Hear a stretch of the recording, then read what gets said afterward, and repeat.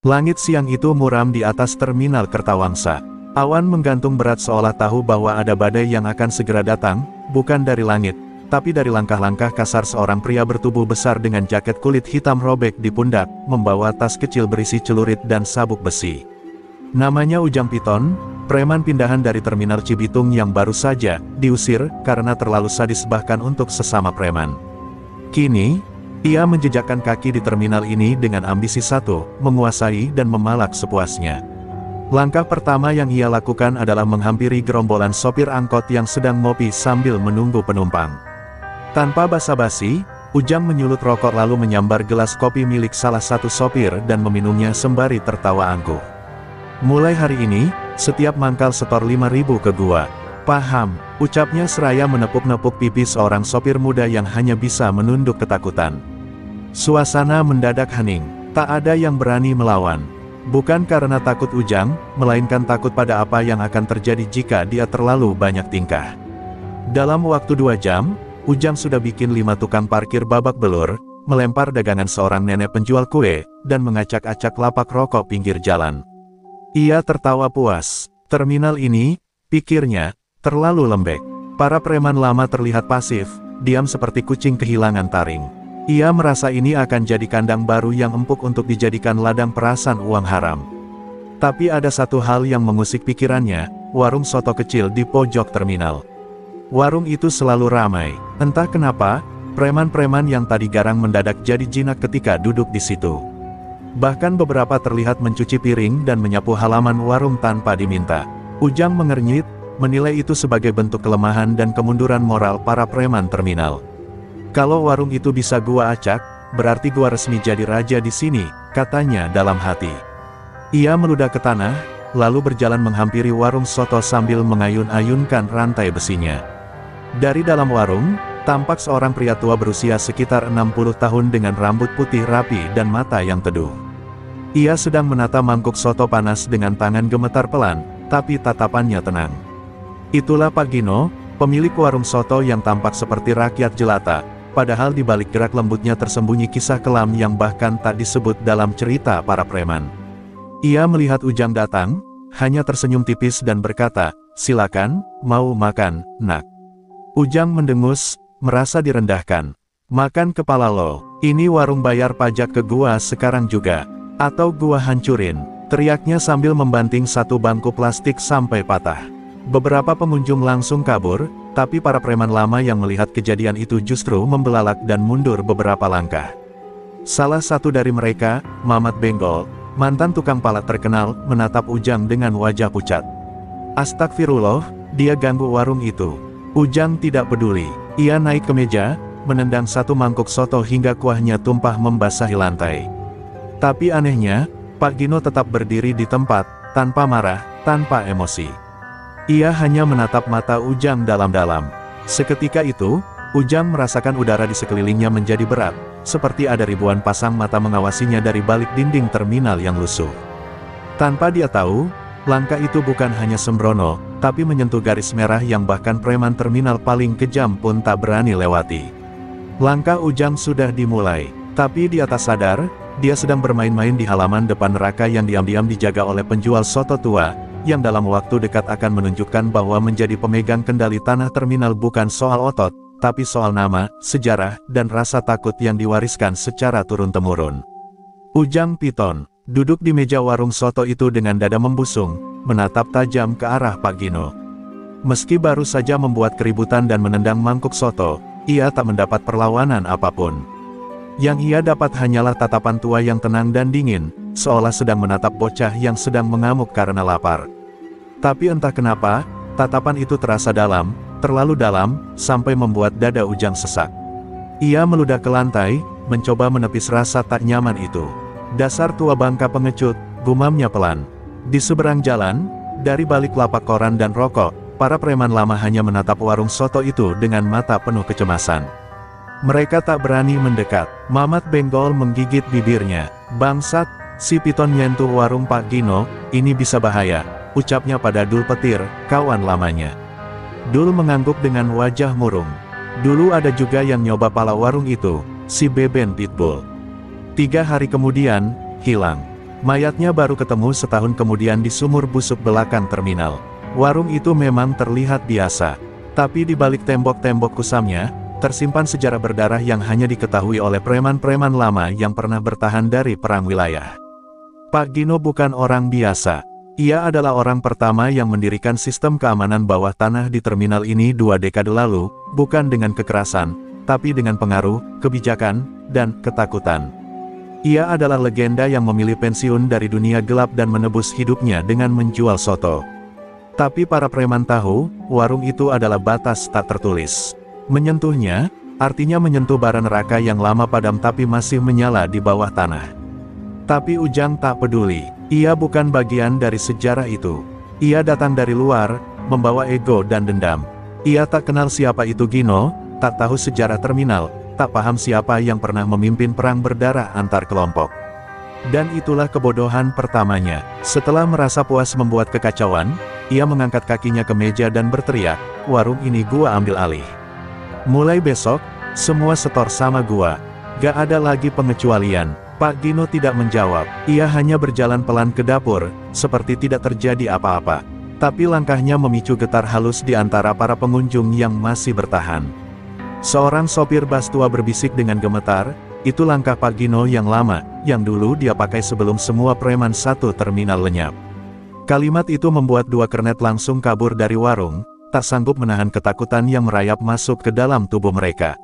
Saat Ujang tertawa puas sambil mencampakkan piring ke tanah, di pojok lain terminal, telepon berdering di sebuah kios bensin tua yang sudah tak beroperasi sejak 2007. Seorang lelaki gempal berjaket lusuh mengangkatnya. Tak ada suara di seberang sana, hanya hembusan napas. Lelaki itu diam, lalu menjawab singkat, "Baik, Gino. Saya paham." Ia menutup telepon, menyelipkan golok panjang ke balik jaket, lalu melangkah keluar dari kios dengan mata penuh dendam yang sudah lama tidur. Hari itu, awan benar-benar berubah gelap. Hujan belum turun, tapi udara mengental dengan aura ancaman.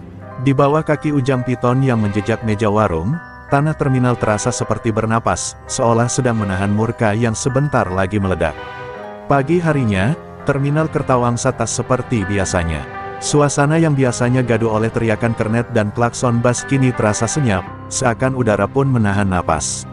Semua mata memperhatikan satu titik, warung soto Pak Gino. Kursi-kursi yang kemarin dibanting Ujang Piton sudah kembali tersusun rapi. Mangkok-mangkok yang pecah sudah diganti. Tapi yang paling aneh adalah, Pak Gino masih berjualan seperti biasa, menyendok kuah pelan-pelan, seolah tak pernah terjadi apa-apa. Keheningan yang menggelisahkan itu membuat para preman lama makin yakin, badai sedang menunggu aba-aba untuk mengamuk. Ujang Piton muncul lagi, kali ini lebih pongah. Ia membawa 3 anak buah barunya, preman muda dari luar kota yang baru ia rekrut malam tadi. Mereka tertawa-tawa, menyanyikan lagu tak senonoh sambil menyeret kursi warung ke tengah jalan. "Hari ini, warung ini gua buka buat umum. Soto gratis buat semua yang tunduk sama Ujang Piton." Teriaknya lantang. Orang-orang hanya diam, tidak karena respek, tapi karena takut dengan apa yang akan segera terjadi. Pak Gino keluar dari warungnya, masih mengenakan celemek polos dan sendal jepit. Di tangannya, semangkuk soto panas mengepul.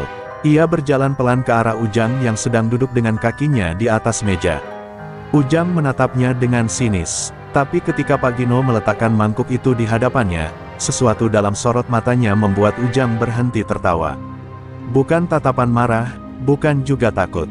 Tapi tatapan yang sudah terlalu kenyang melihat darah dan kematian. "Aku masak sendiri," ucap Pak Gino pelan.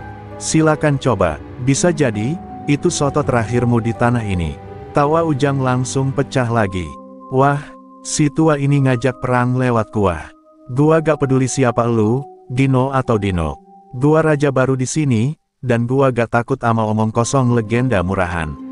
Ia menendang mangkuk soto itu hingga kuahnya muncrat ke celana anak buahnya sendiri. Tapi tiba-tiba, dari ujung terminal, puluhan lelaki muncul perlahan, mengenakan pakaian sederhana, wajah-wajah biasa, tapi dengan aura dingin yang menggetarkan. Salah satu dari mereka adalah Jabrik Gombloh, mantan algojo terminal yang hilang 5 tahun lalu dan dikabarkan mati. Tapi kini dia berdiri di sana, menatap Ujang tanpa ekspresi.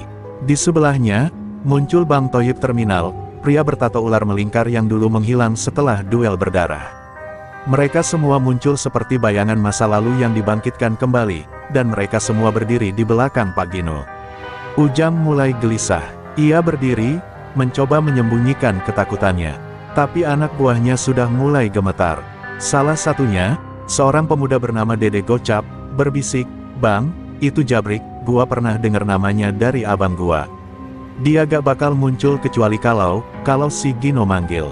Ujang menatap sekeliling, dan baru menyadari, dia bukan sedang berkuasa, tapi sedang terkepung. Pak Gino menatapnya satu kali lagi. "Kau bukan raja di tanah ini, nak. Kau cuma tanduk kecil yang belum tahu betapa panasnya api di balik terminal ini."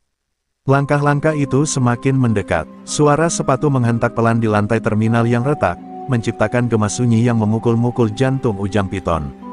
Barisan pria-pria masa lalu, mereka yang selama ini hanya hidup dalam cerita, kini berdiri nyata, diam, tak bersuara, tapi mengandung ancaman yang tak bisa dijelaskan. Ujang bukan takut karena jumlah mereka banyak, tapi karena tatapan mereka semua sama. Tatapan tentara yang setia pada satu komando lama, Gino. Pak Gino berdiri tenang di tengah lingkaran yang mulai terbentuk. Ia tak bersenjata, tak mengangkat tangan, bahkan tak meninggikan suara. Hanya ada satu hal yang ia tunjukkan, senyuman. Senyuman yang seharusnya hangat, tapi dalam situasi ini, terasa seperti peluit kematian. Para preman lama yang menonton dari jauh langsung tahu, batas sabar Pak Gino telah selesai. Jika senyuman itu sudah muncul, artinya, aturan bawah tanah akan ditegakkan kembali. Ujang melirik ke kanan dan kiri, berharap salah satu anak buahnya bergerak lebih dulu. Tapi yang ia temukan justru ketakutan. Si Dede Gocap bahkan sudah mundur 2 langkah, keringat dingin membasahi jidatnya. "Bang, gua salah ikut orang. Ini bukan tempat main," gumamnya, lalu berlari meninggalkan tempat itu. 2 anak buah lainnya ikut kabur, menyisakan Ujang sendirian di tengah terminal yang kini terasa seperti ring eksekusi. Pak Gino perlahan berjalan ke arah Ujang, menghentikan langkah hanya 1 meter di depannya. "Kau pikir aku diam karena takut? Tidak, nak. Aku hanya menunggu waktumu habis." Kalimat itu meluncur tanpa nada tinggi, tapi menamparkan keras kesombongan Ujang. Sang preman baru kini berdiri gemetar, merasa tubuhnya lebih berat dari biasanya, seolah ada beban tak kasat mata yang menindih pundaknya. "Dulu, aku berdarah-darah bangun sistem di tempat ini.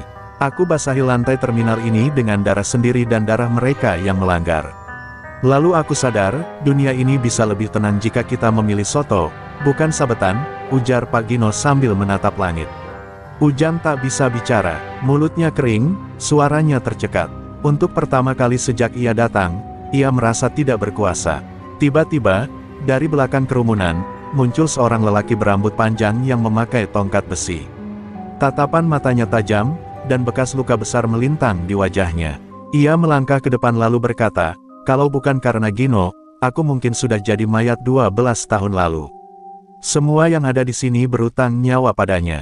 Ia menunduk pada Pak Gino, lalu berdiri di sisi kirinya. Lalu satu persatu dari pria-pria di sekeliling ikut maju dan berdiri di samping Pak Gino, membentuk setengah lingkaran kekuatan lama yang telah bangkit. Ujang mundur 1 langkah, tapi Pak Gino hanya tersenyum lagi, senyuman tipis yang menyimpan ribuan kisah pertumpahan darah, pengkhianatan, dan pengampunan. Ia lalu berbisik pelan, hampir tak terdengar, "Selamat datang di tanah yang bukan untuk sembarang raja, nak." Setelah kejadian itu, terminal Kertawangsa mendadak berubah menjadi tempat yang tak lagi biasa. Suara klakson, teriakan kernet, dan riuh para pedagang hilang ditelan bisik-bisik ketakutan. Preman-preman lama yang biasanya santai di pojok lapak, kini lebih banyak memilih diam atau menghindari jalur tengah terminal, tempat warung soto Pak Gino berdiri. Di antara mereka, beredar kabar samar namun pasti, Pak Gino sudah buka mata. Sebuah kode tua, kode yang dulu hanya terdengar saat akan ada perombakan kekuasaan, dengan darah. Bagi para pemain lama, itu bukan sekadar isyarat. Itu adalah peringatan, bahwa aturan bayangan, yang selama ini menjaga keseimbangan terminal akan ditegakkan lagi. Dulu, ketika kelompok-kelompok preman saling bunuh demi lahan dan pengaruh, Pak Gino lah yang turun tangan, membagi zona, mengatur batas, menyatukan preman-preman gila dalam satu komando diam. Semua tunduk, semua hidup, semua tahu satu hal, jika mata Gino terbuka, maka tak akan ada ampun untuk pengacau. Ujang Piton. Ia masih bertahan, tapi kini tidak lagi pongah. Ia menyadari betapa sunyinya dunia ketika orang-orang tak lagi menatap kagum, melainkan takut. Sejak kejadian di warung soto itu, tak ada satupun preman yang menyapanya. Ia duduk sendirian di bangku pojok, rokoknya tak menyala, tangan gemetar. Ia sempat mencoba kabur malam harinya, tapi setiap pintu keluar terminal seperti tertutup oleh bayangan-bayangan diam, entah siapa, tapi mereka hanya berdiri, menatap, lalu pergi begitu saja saat ia mencoba lewat. Keesokan harinya, Ujang mendapati sebuah amplop coklat di atas tempat duduknya. Di dalamnya, hanya ada satu lembar kertas lusuh, berisi tulisan tangan. Terminal ini bukan tempat untuk pamer otot, tapi tempat untuk jaga marwah. Dan di balik kertas itu, terlampir foto dirinya, sedang tidur di kamar indekosnya malam tadi. Matanya membelalak. Siapa yang memotret? Kapan? Bagaimana bisa? Gua gak aman di sini, desisnya sambil berdiri tergesa. Tapi belum sempat melangkah jauh, Mamat Benggol muncul dari balik gerobak angkringan. Ia menatap Ujang tanpa senyum, lalu berkata pelan, "Lu bukan orang pertama yang sombong di tanah ini. Tapi mungkin lu bakal jadi orang terakhir." Kalimat itu lebih dingin dari pisau. Ujang tak menjawab, ia hanya berjalan gontai, seperti orang yang sudah tahu ajalnya di mana, hanya belum tahu jamnya. Sementara itu, Pak Gino tetap melayani pembeli seperti biasa. Ia menyendok soto, menaburkan daun bawang, dan sesekali menatap langit. Tapi dari dapurnya, telepon tua berdering lagi. Ia mengangkatnya, tak ada suara. Ia hanya berkata pelan, "Sudah waktunya jaga keseimbangan. Turunkan kode merah." Lalu ia menutup telepon, kembali ke dapur, dan mulai memotong daging. Tak ada ledakan, tak ada baku hantam. Tapi semua preman tahu, sebuah badai sudah dijatuhkan tanpa suara. Kode merah sudah aktif. Dan di tanah terminal yang selama ini mereka pikir tak bertuan, sang penguasa bayangan sudah mengambil kendalinya kembali. Malam itu hujan turun deras membasahi terminal Kertawangsa.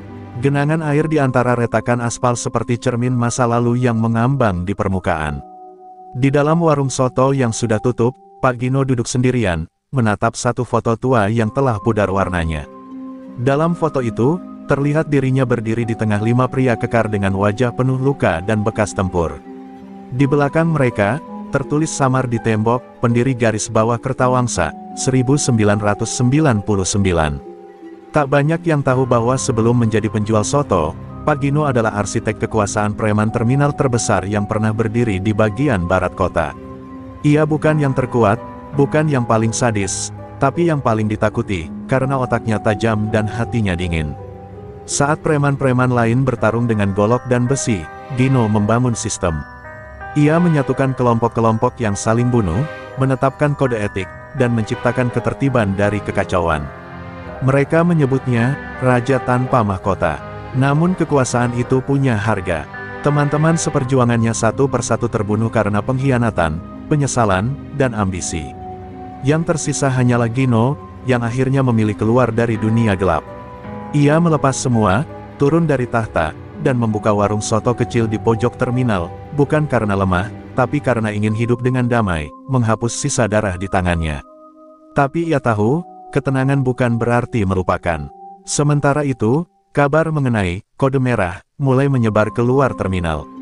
Preman-preman dari kota lain yang dulu pernah bentrok dengan Gino mulai merasa gelisah. Beberapa dari mereka mengirim orang untuk mengonfirmasi, tapi tak satu pun kembali.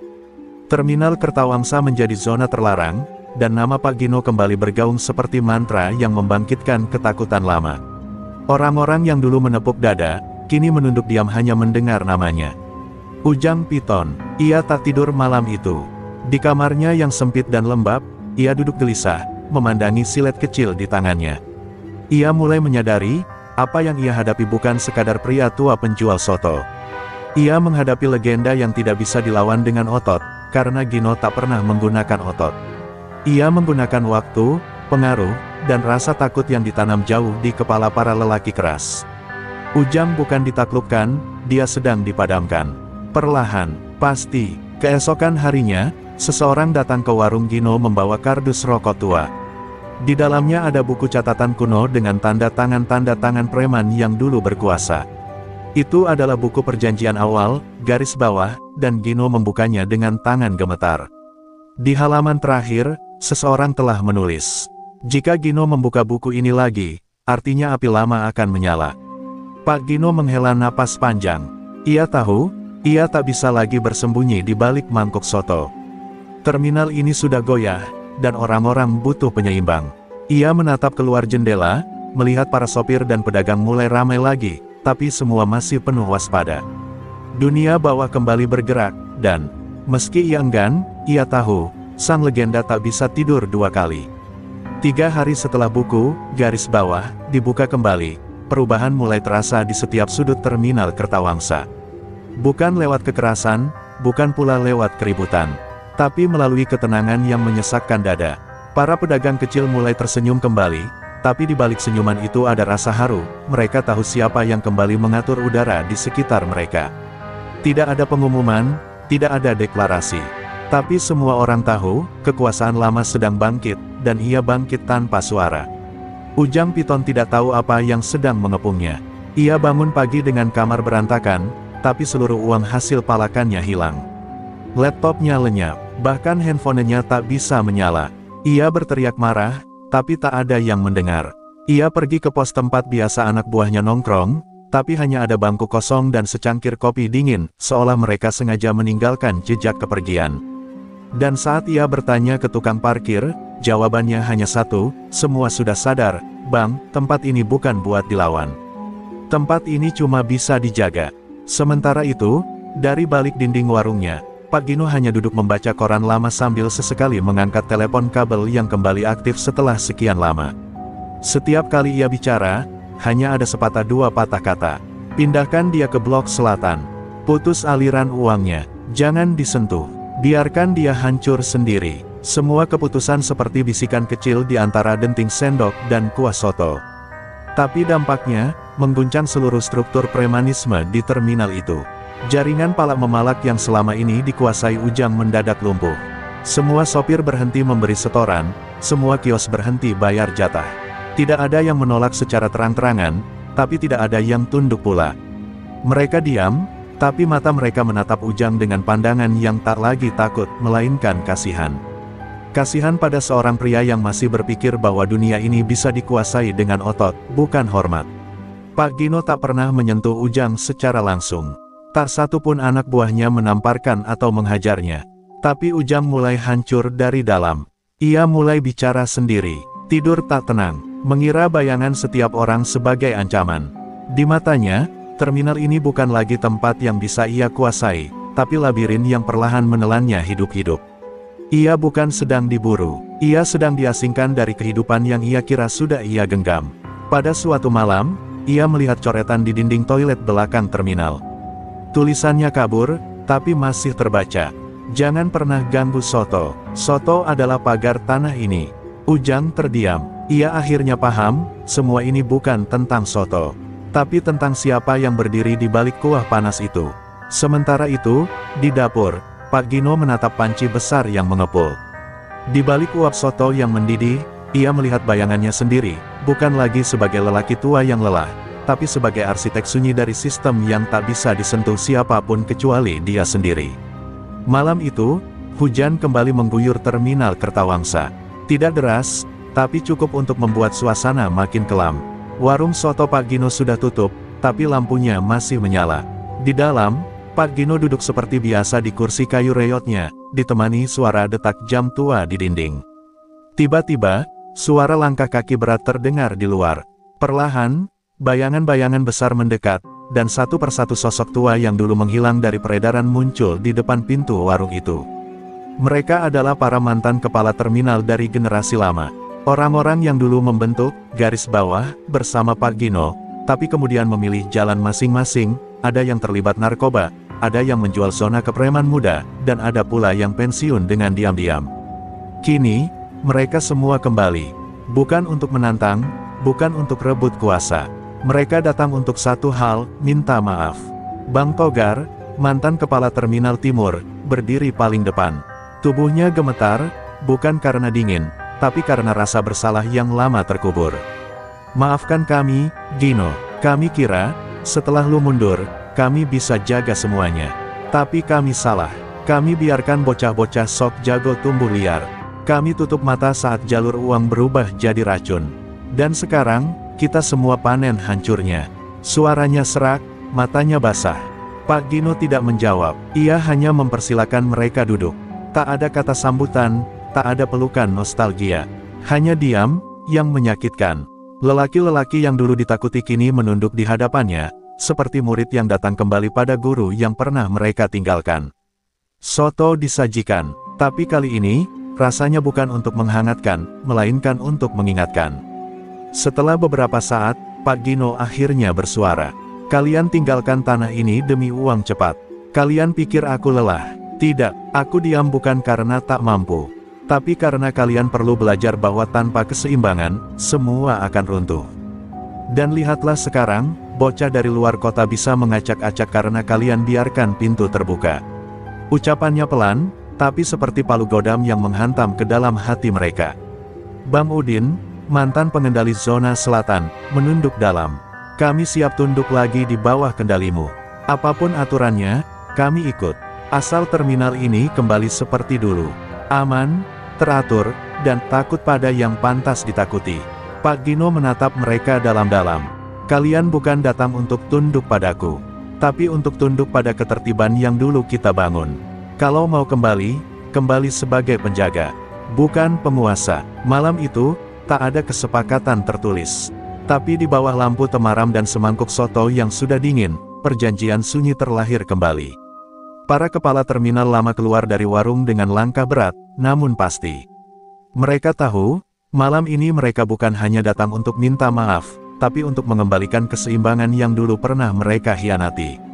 Dan Pak Gino, di balik tirai uap panci sotonya, menatap mereka pergi. Ia tak butuh tepuk tangan atau gelar. Ia hanya butuh jaminan bahwa tanah terminal ini tak lagi dikuasai oleh mereka yang haus kuasa, tapi oleh mereka yang paham rasa hormat.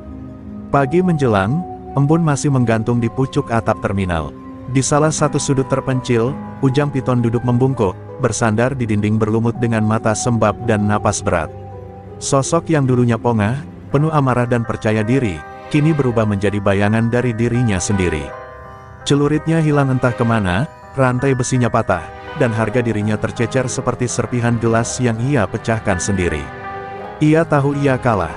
Tapi lebih dari itu, ia bingung, apakah ia masih pantas disebut manusia. Sudah 2 hari tak ada yang menyapanya. Orang-orang menatapnya seperti virus. Bahkan bocah loper koran pun enggan mendekat. Dunia yang ingin ia kuasai kini menelannya hidup-hidup.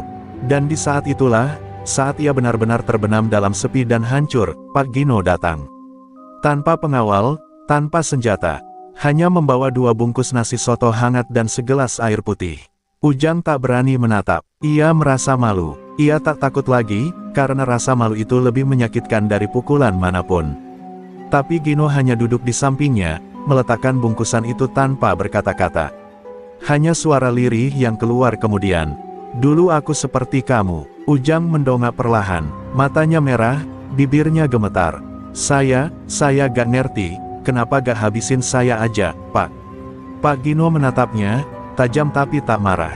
Karena yang seperti kamu bukan untuk dihancurkan, tapi untuk diingatkan. Ia diam sejenak, lalu melanjutkan, kalau aku dulu dihancurkan saat tersesat, tak akan ada warung soto ini. Tak akan ada ketenangan di terminal ini. Semua orang butuh pelajaran, bukan hanya hukuman. Air mata Ujang tumpah. Tangisnya pecah bukan karena takut, tapi karena disadarkan, oleh seseorang yang seharusnya menghukumnya, namun justru mengulurkan tangan. Ia menangis seperti anak kecil, membasahi tanah terminal yang dulu ia kira bisa ia kuasai. Tapi kini ia tahu, tanah ini bukan milik otot, tapi milik mereka yang mampu mengampuni dan menjaga. Kalau kamu mau berubah, lanjut Pak Gino sambil berdiri perlahan, datang ke warung. Tapi bukan sebagai preman, datanglah sebagai pelayan, belajar dari soto. Kuahnya panas, tapi niatnya menghangatkan. Lalu ia pergi, meninggalkan Ujang yang terisak di bawah cahaya pagi. Dan di benak Ujang, muncul satu kesadaran yang tak pernah ia miliki seumur hidup, lebih sulit memaafkan diri sendiri daripada ditaklukkan orang lain. Hari-hari berlalu, dan sosok Ujang Piton yang dulu ditakuti mulai menghilang dari pembicaraan para pedagang dan sopir. Bukan karena ia pergi, tapi karena ia berubah. Setiap pagi sebelum matahari muncul, Ujang sudah ada di warung soto Pak Gino, mengenakan celemek, menyapu halaman, mengangkat air, bahkan mencuci mangkuk dengan telaten. Para preman lama yang dulu gemetar melihat Ujang, kini malah melongo tak percaya, raja palsu kini jadi tukang angkut galon. Awalnya, cibiran datang dari mana-mana. Preman kok ngaduk kuah soto. Dulu baco orang, sekarang ngupas bawang. Tapi Ujang diam. Ia menerima semua hinaan itu seperti bayaran atas keangkuhan masa lalunya. Setiap tetes keringat yang jatuh dari dahinya adalah bagian dari proses yang tidak pernah ia duga, proses untuk jadi manusia.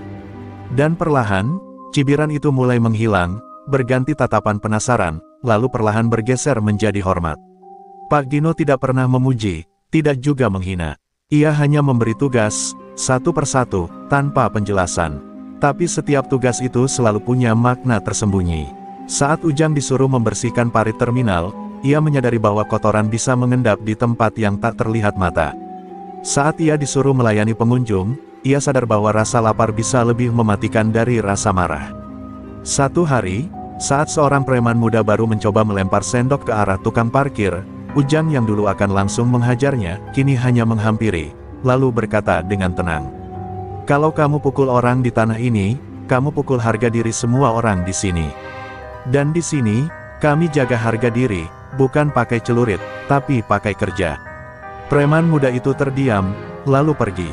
Dan semua yang melihatnya tahu, Ujang Piton telah memukul, tanpa menyentuh.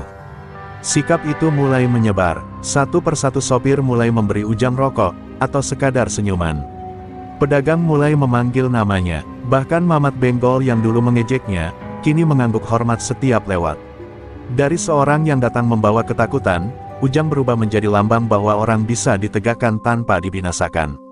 Suatu sore, saat warung mulai sepi, Ujang duduk di samping Pak Gino.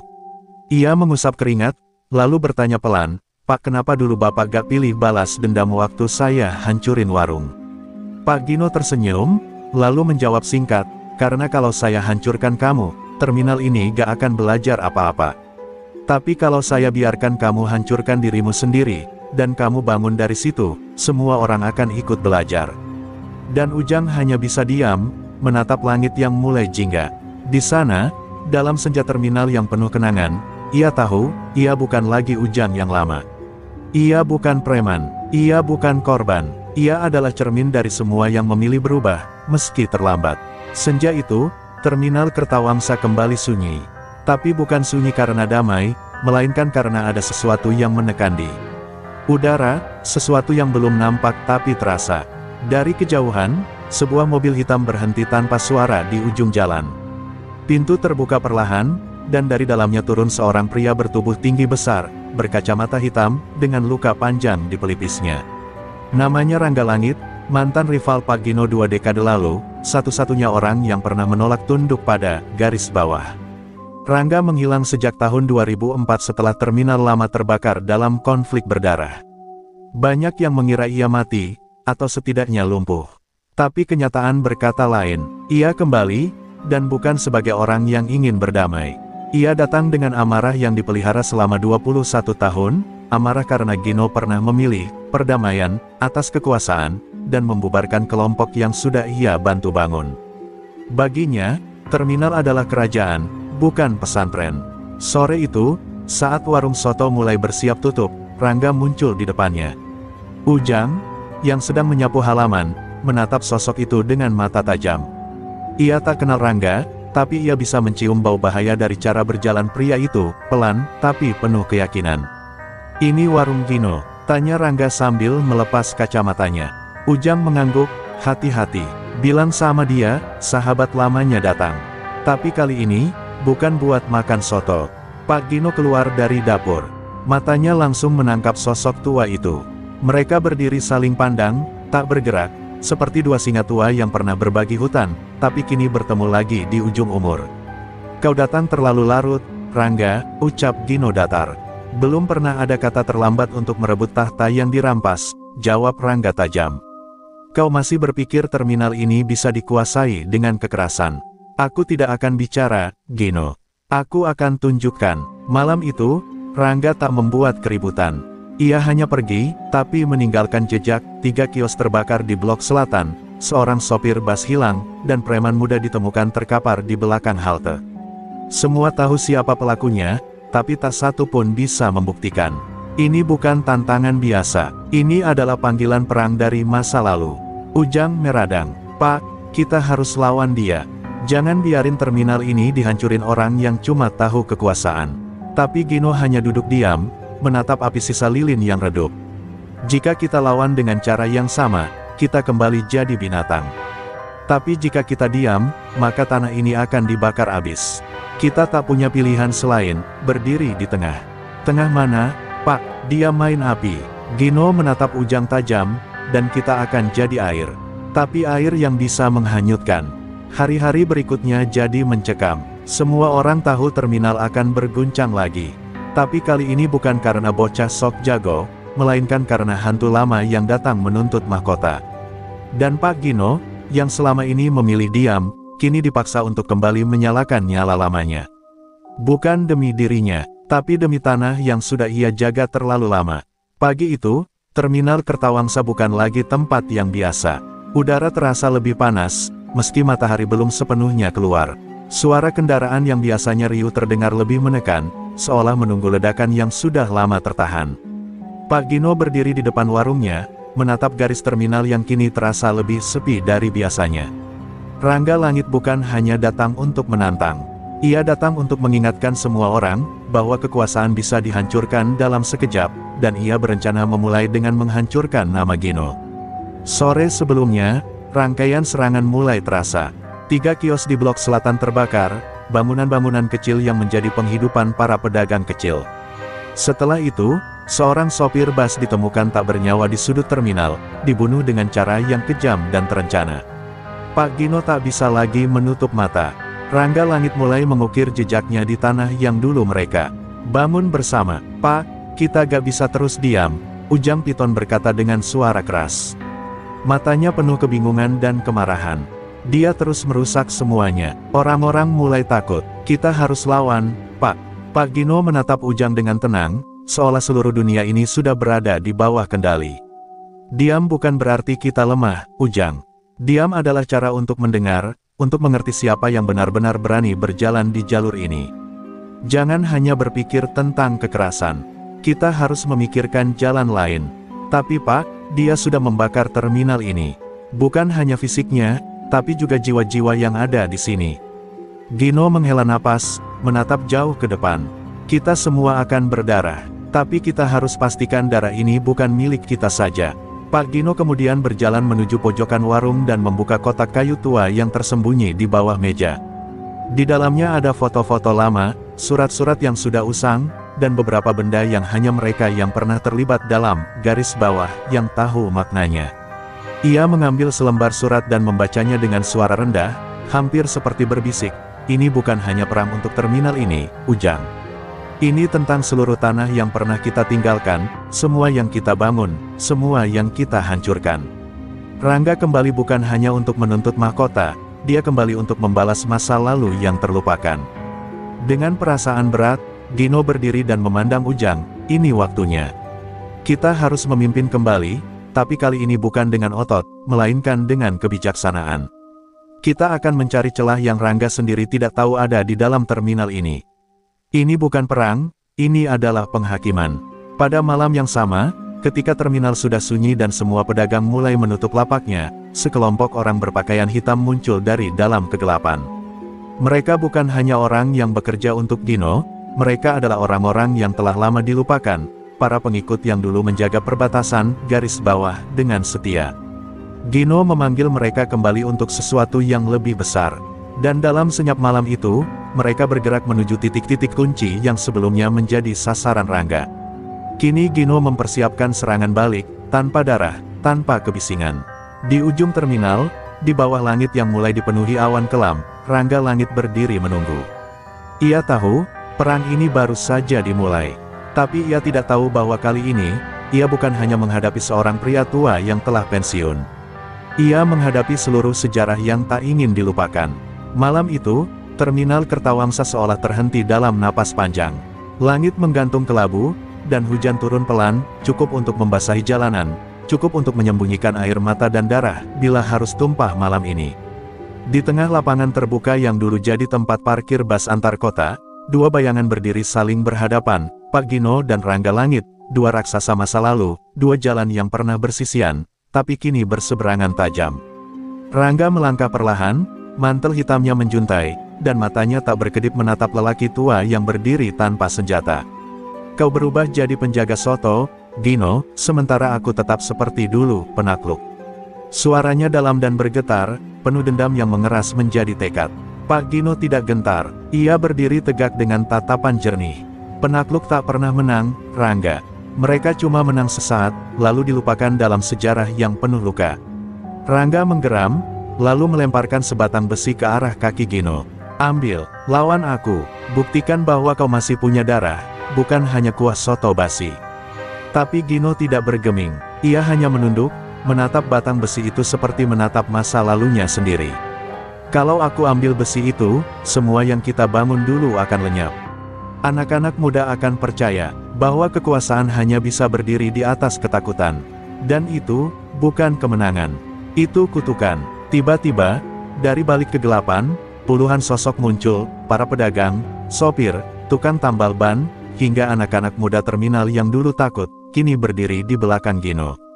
Ujang Piton paling depan, memegang sendok soto di tangannya, bukan celurit. Kami semua udah lihat cukup. Kalau Bapak sampai angkat besi itu, kami semua kalah. Suaranya tegas, penuh keyakinan.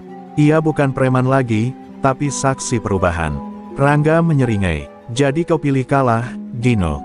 Pilih terlihat lemah di hadapan orang yang pernah kau tundukkan. Gino menghela napas, lalu menjawab pelan, aku memilih menang, di depan cermin. Karena hanya di sana kita bisa lihat siapa diri kita sebenarnya. Kata-kata itu menghantam Rangga lebih keras dari pukulan manapun. Ia menggertakkan giginya, tapi matanya mulai basah. Ia sadar, Gino telah memenangi pertempuran yang tak bisa dimenangkan dengan tangan. Detik itu juga, Rangga menjatuhkan dirinya duduk di tanah becek. Ia menatap ke langit, lalu menunduk dalam. Dunia berubah, ya. Gino mendekat, lalu meletakkan tangan di pundaknya. Bukan dunia yang berubah, Rangga. Hanya kita, yang terlalu lama hidup dalam kemarahan. Dan malam itu, untuk pertama kalinya dalam puluhan tahun, dua sahabat lama tak bertarung. Mereka saling menatap, bukan dengan benci, tapi dengan rasa kehilangan atas masa muda yang terlalu banyak dihabiskan untuk merebut nama. 2 hari setelah malam yang mengubah segalanya, terminal Kertawangsa terasa berbeda.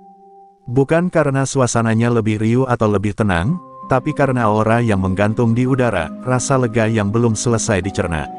Rangga Langit menghilang tanpa jejak. Beberapa bilang ia pulang ke kampungnya, ada yang mengatakan ia masuk rumah sakit karena tekanan batin. Tak ada yang benar-benar tahu, tapi satu hal pasti, ia pergi bukan karena kalah oleh kekuatan, tapi karena dikalahkan oleh kebenaran yang tak bisa dibantah. Di warung soto yang kembali ramai, Pak Gino duduk di bangku kayu lamanya, menatap para pelanggan yang kini tidak hanya datang untuk makan, tapi juga untuk mengucapkan terima kasih. Terima kasih karena menjaga terminal, karena memilih damai, karena tidak membalas luka dengan luka. Tapi Gino hanya tersenyum tipis. Baginya, menjaga tanah ini bukan jasa, itu kewajiban. Tapi ia tahu, waktunya sudah hampir habis. Sore itu, ia memanggil Ujang Piton ke dalam warung. Di atas meja ada sebuah kotak kayu kecil, di dalamnya tergulung sehelai kain merah kusam. Ujang membukanya perlahan, dan di dalamnya terdapat pin kuningan bertuliskan, penjaga garis bawah, simbol lama yang dulu hanya dimiliki oleh 5 orang terpilih. Ini bukan mahkota, ucap Pak Gino pelan. Ini beban, tapi juga kehormatan. Ujang menggenggam benda itu dengan tangan gemetar. Saya belum pantas, Pak. Justru karena kau sadar belum pantas, makanya kau layak, jawab Gino. Terminal ini bukan milik mereka yang merasa hebat, tapi milik mereka yang rela jadi pelindung tanpa dikenali. Dan mulai hari ini, kamu bukan pelindung soto. Kamu pelindung semua orang di tanah ini. Berita penyerahan lambang itu cepat menyebar. Tapi tak ada upacara, tak ada seremonial mewah. Terminal hanya diam, menyaksikan perubahan yang terjadi begitu sunyi, begitu bersahaja. Beberapa kepala zona lama bahkan datang diam-diam, sekadar mengangguk pada Ujang. Tak ada kata, hanya sorot mata yang berkata, kami percayakan ini padamu. Malamnya, Pak Gino menutup warung lebih awal.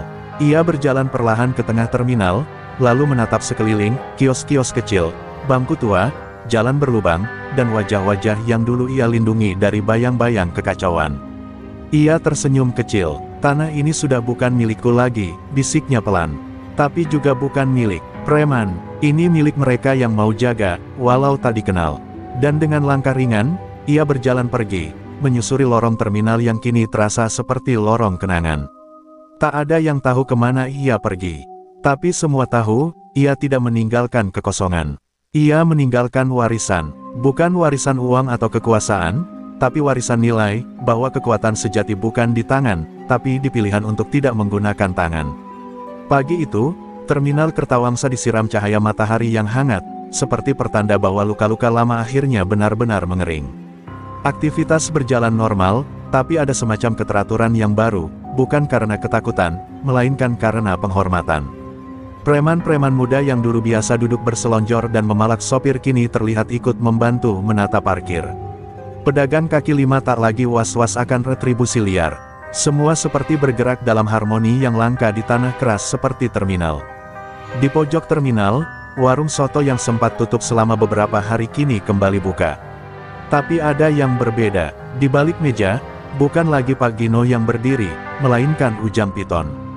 Mengenakan celemek yang dulu sering ia ledek, ia kini menyendok kuah soto dengan tangan yang dulu memegang celurit. Tak banyak bicara, tak banyak gaya, tapi setiap mangkuk yang ia sajikan membawa aroma yang lebih dari sekadar bumbu, aroma perubahan dan penebusan. Banyak yang sempat meragukan, tapi perlahan, semua mulai percaya. Ujang bukan lagi orang yang sama. Ia bukan peniru Gino, tapi penerus nilai-nilainya. Ia tetap tegas, tetap keras bila dibutuhkan. Tapi kini setiap keputusan yang ia ambil bukan untuk menunjukkan kuasa, melainkan untuk menjaga keseimbangan. Ia tahu, menjaga tanah ini bukan soal memukul yang salah, tapi merangkul yang bisa diarahkan. Satu hari, seorang bocah kernet datang dan bertanya, "Bang Ujang, benar ya dulu abang preman paling galak di sini?" Ujang tersenyum kecil. "Iya, dulu waktu belum ngerti kalau takut itu gak bisa bikin orang hormat." Bocah itu mengangguk pelan, lalu duduk sambil menyeruput soto. Di matanya, Ujang bukan pahlawan, bukan legenda, tapi contoh bahwa manusia bisa berubah, bahkan dari tempat paling gelap sekalipun. Tak jauh dari sana, sebuah bangku kayu kosong dibiarkan tetap utuh di sisi warung. Bangku itu dulu tempat Pak Gino duduk, mengawasi semuanya tanpa kata. Ujang tak pernah mendudukinya. "Bangku itu bukan untuk diduduki," katanya suatu kali. "Bangku itu untuk diingatkan, bahwa pemimpin sejati gak butuh tempat tertinggi. Cukup tempat paling sepi, tapi yang paling berat dijaga." Bangku itu kini disebut warga sebagai kursi warisan. Malam harinya, hujan turun pelan. Di dalam warung, Ujang menyapu lantai sambil menatap potret tua yang digantung di tembok, foto hitam putih Pak Gino bersama 5 kepala terminal lama. Di bawahnya tertulis kalimat yang dulu hanya diketahui segelintir orang. "Tanah ini milik semua yang mau menjaganya dengan diam." Dengan senyum tenang, Ujang mematikan lampu warung, menutup pintu, lalu berjalan keluar menembus gerimis. Di luar, terminal sudah gelap dan sunyi. Tapi bagi Ujang, tempat itu tak pernah sunyi sepenuhnya. Karena selama ada yang menjaga dengan hati, terminal ini akan tetap hidup, bukan karena kuat, tapi karena dihormati.